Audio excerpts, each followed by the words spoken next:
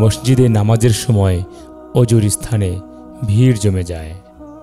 পর্যাপ্ত অজুর ব্যবস্থা নেই মসজিদটি মেরামত করার সামর্থ্য।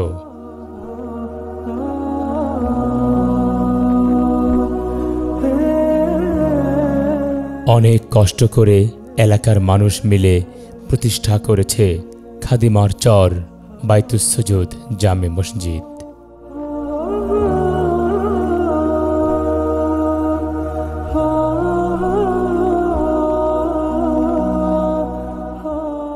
আলহামদুলিল্লাহ, আমরা এই মসজিদরা খাদিমা চর বাইতুস সুজুদ জামে মসজিদ, আমরা এই মসজিদরা অনেক কষ্ট করে এতটুক পর্যায়ে নিয়ে আসছি।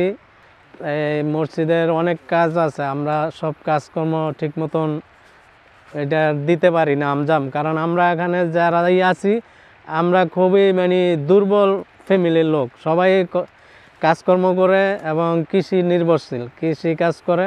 শুক্রবার দিন নামাজ পড়ার সময় অজু করব, ওই সময় অজু করতে পারি না, সময় লাগে মাত্র 3টা অজুখানা, 3জন লোক অজু করতে পারি, বেশি লোক একসাথে অজু করার সুযোগ নাই, বাথরুম নাই, এই বিভিন্ন ধরনের অনেক সমস্যার মধ্যে আছে।